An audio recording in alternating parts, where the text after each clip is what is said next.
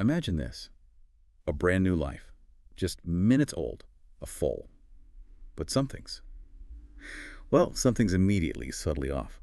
This little one, who maybe looked perfectly healthy just moments ago, starts acting really strangely.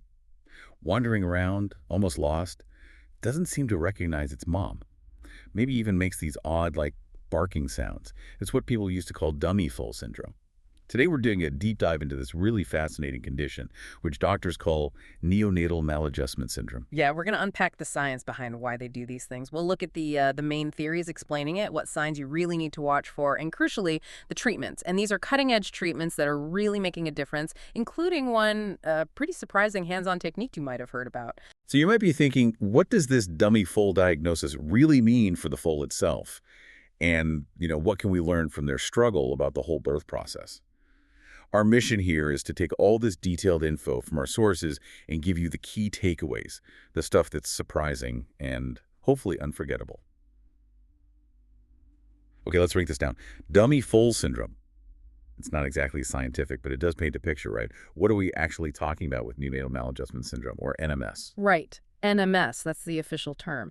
It's basically a complex neurological disorder we see in newborn foals, and it shows up as these abnormal behaviors and neurological issues. What's really interesting, though, is that it's generally not caused by the usual suspects, like infections or toxins or congenital problems. It seems to be something else going on. Okay, and when do these signs usually show up? Is it immediate, right at birth? Well, that's the tricky part. Often these foals look completely normal right after they're born. The signs tend to develop within a few hours, maybe up to a few days later. Usually you see something between 6 and 72 hours post-foaling. And the severity really varies. It can be anything from just being a bit dull and slow all the way to having, full-blown seizures. So if you're watching a newborn foal, what are those key signs? The ones that make you think, hold on, something's not quite right here. Yeah. The main things are behavioral and neurological, so you might see that aimless wandering, bumping into things almost like they can't see, getting stuck in corners. That's the wanderer foal idea. A really critical sign is that they don't seem to bond with the mare. They don't recognize her, don't look for her, and importantly, they often have a poor suckle reflex, or maybe none at all. They can't nurse properly. Exactly. And that inability to nurse is huge because it just cascades into other serious problems really fast. Wow, I can only imagine how scary that must be for an owner. Mm. What else might you see, besides the wandering and the nursing issues? Well, you might also notice general weakness. Maybe they seem kind of floppy or have trouble standing up. Their whole mental state can be awful. They might be lethargic, almost stuporous, or even comatose in severe cases. And yes, some do develop that weird barking sound, hence the old Barker foal name. Seizures are also possible. Seizures, like full convulsions. They can be. Sometimes it's more subtle, like just facial twitching. But yeah, sometimes it's full-body convulsions. And you might also see odd oral things like licking or chewing on the stall walls, almost like they're searching for something. Okay, this is where it gets really, really interesting for me. For ages, there was this one main idea about what caused it, right? But now there's this newer, pretty compelling theory, too. Can you walk us through both? Absolutely. So historically, the dominant theory was perinatal asphyxia. You might also hear it called hypoxic ischemic encephalopathy, or HIE. Basically, this idea suggests NMS comes from a lack of oxygen or maybe reduced blood flow to the foal's brain and other organs right around the time of birth. And that causes cell damage. So, not enough oxygen during a tough birth. What kind of things would lead to that? Precisely.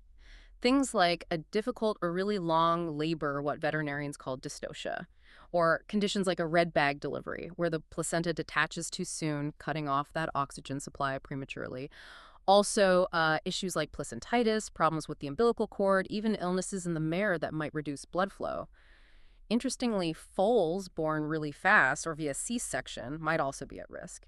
They miss out on that sort of natural, prolonged squeeze through the birth canal. Huh. That seems counterintuitive almost. It does, but it connects to the newer theory. With the hypoxia idea, it's thought this initial lack of oxygen causes the primary injury. And get this, sometimes the neurological signs don't even show up for maybe 24 hours. That could be due to something called reperfusion injury, which is damage that happens when the blood flow and oxygen suddenly return to tissues that were deprived. Okay, that makes sense. Yeah. But you mentioned this newer sort of revolutionary idea, the squeeze hypothesis. Yes, exactly. This leads us to the neurosteroid imbalance theory, often called the squeeze hypothesis. This has been really championed by researchers like Dr. John Madigan and his group at UC Davis. The core idea here is that some foals with NMS basically fail to flip a switch. They don't transition properly from their state inside the uterus to being fully conscious outside the womb. A switch, like a biological wake-up call triggered by birth. That sounds, wow. It really is kind of mind-blowing. So during pregnancy, the foal is kept in this sort of sedated, sleep-like state by high levels of certain natural brain chemicals, neurosteroids, like allopregnanolone. This keeps them calm, prevents too much movement in there. The switch is thought to be triggered by the physical squeeze they experience during a normal birth, passing through the birth canal.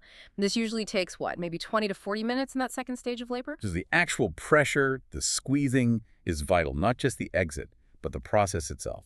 Yes, that seems to be the key. This pressure is thought to signal the Foal system to basically dial down the production of those sedative neurosteroids and also fire up enzymes that change them into non-sedative forms. It's like a biochemical, okay, time to wake up signal. And if they don't get that squeeze properly, like a C-section foal or a really fast birth. Exactly. In those cases, or maybe other situations where that compression signal is missed or isn't strong enough, the theory goes that those sedative neurosteroids stay high. They keep crossing into the brain, keeping the central nervous system sedated, and that results in those dummy foal behaviors we see, the lack of awareness, poor suckle, and so on. So are these two ideas, hypoxia and the neural steroid imbalance, completely separate? Or could they be linked? That's a great question, and they're not necessarily mutually exclusive. It's definitely possible that a hypoxic event, that lack of oxygen during birth, could actually contribute to or worsen the neurosteroid problem. They might interact in some cases. Okay, so NMS is clearly neurological. It's about the brain. But you mentioned it affects other things too. What does it mean for the rest of the foal's body? Yeah, that's a really crucial point. While the brain signs are most obvious, NMS often has major systemic consequences, largely because of the complications. That poor suckle reflex we talked about, it puts them at huge risk for dehydration and hypoglycemia, really low blood sugar, because they just aren't getting enough milk. And foals don't have big energy reserves, so low blood sugar can become critical incredibly fast. And no milk means no colostrum, right? That first milk with all the antibodies. Exactly. So they're highly likely to suffer from failure of passive transfer, or FPT. They just don't get those vital antibodies from the mare. And that leaves them wide open to serious secondary infections, things like sepsis, which is infection in the bloodstream, or pneumonia, or joint ill, which is infection in the joints. So it spirals pretty quickly. It really can. And think back to that hypoxia idea. If blood flow was limited during birth, the foal's body cleverly shunts it to the brain and heart. But that's often at the expense of other organs, like the kidneys or the gut. So you can end up with gut problems like ileus, where the intestines just stop moving properly, or impactions, stomach ulcers, even acute kidney failure. It's all interconnected. Right. So, okay, you've got a foal showing these signs. You suspect NMS. How does a vet actually diagnose it? Is there like one specific test? Sounds like a bit of detective work. It really is. The diagnosis of NMS is mainly based on spotting those typical clinical signs we've discussed, plus getting a history that might suggest risk factors, like that difficult birth or C-section. But here's the really important part. It's largely a diagnosis of exclusion. That means you have to rule out all the other serious things that can cause similar neurological signs or weakness in a newborn foal first. Things like infections, trauma, congenital issues. So you're eliminating other possibilities. Exactly. It involved a really thorough physical and neurological exam checking reflexes, alertness, that suckle response, and getting a detailed history from the owner about the pregnancy and the birth itself is vital. What about lab tests? Blood work? Oh yeah, blood work is absolutely essential. A CBC, a complete blood count, might look normal initially unless there's already a secondary infection like sepsis setting in. Blood chemistry is critical. It can show us if they have low blood sugar or electrolyte problems.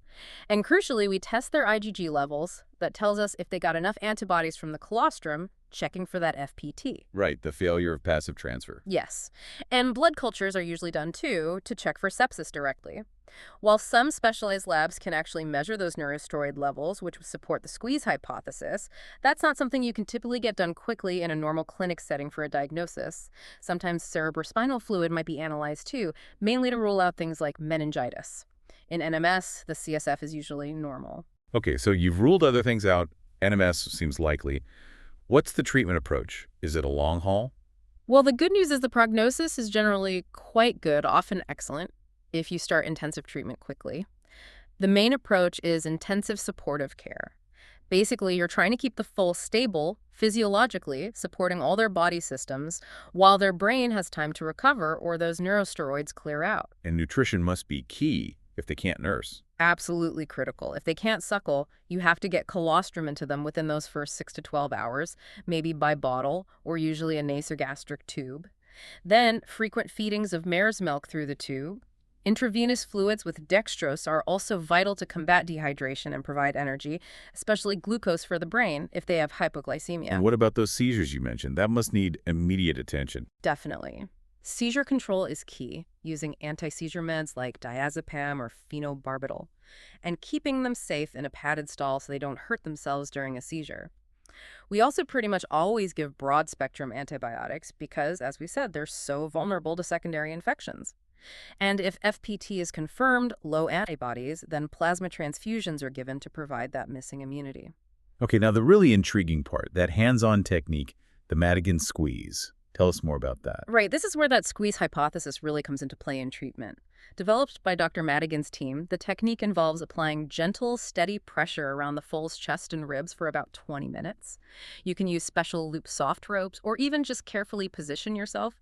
The whole idea is to mimic that sustained pressure of the birth canal. Try to flip that switch. Exactly, trying to stimulate that same physiological response, encouraging the system to downregulate those sedative neurosteroids and wake up properly. And does it work? Does giving them this sort of sustained hug actually help? It's fascinating. It's not like a magic bullet for every single case, but there are many anecdotal reports, and some studies supporting it, showing that it can lead to really rapid, sometimes dramatic improvements in certain foals, particularly those foals whose history fits the neurosteroid theory well, like the C-section babies, or those born very quickly without complications.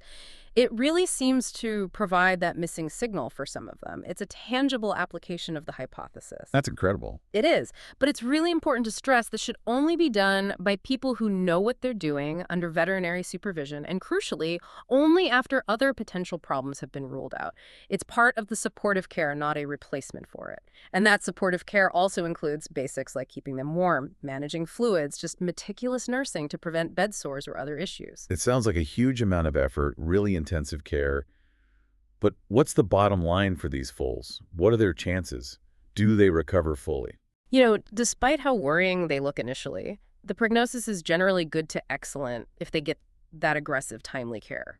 Survival rates are often reported in the 80 to 90% range for foals that receive proper treatment. 80 to 90%. That's amazing. It really is encouraging. And what's more, the vast majority of foals that survive seem to recover completely. They usually have no long-lasting neurological problems, no impact on their future growth or athletic potential. They tend to go on and live perfectly normal lives. That is such a hopeful message for anyone facing this. What are the key factors for that positive outcome? Timing is everything. Getting that diagnosis, or at least suspicion, early and starting intensive supportive care immediately makes a massive difference. Also, how severe the signs are initially and how quickly the foal starts responding to treatment, say within the first 24 to 48 hours, those give you a good indication of prognosis. It's definitely challenging, it's labor-intensive managing one of these foals, but that high success rate makes it incredibly rewarding when you see them turn the corner. Wow. So from that confusing image of a dummy foal, we've journeyed through brain chemistry, oxygen levels, and even the surprising power of a squeeze during birth. It's amazing how research and dedicated care are changing things for these little ones. It absolutely is. In this whole deep dive, it really underscores how much we're still learning about some of the most basic, fundamental processes of life, like birth itself, Right. that role of mechanical pressure, the squeeze. It really makes you wonder, doesn't it, what other subtle but maybe critical physiological signals are embedded in natural processes, not just in horses, but across species, maybe even in humans that we're only just beginning to appreciate. That is definitely something to think about, a really profound thought to leave you with. We hope this exploration of neonatal maladjustment syndrome has given you a new appreciation for the complexities and wonders of new life.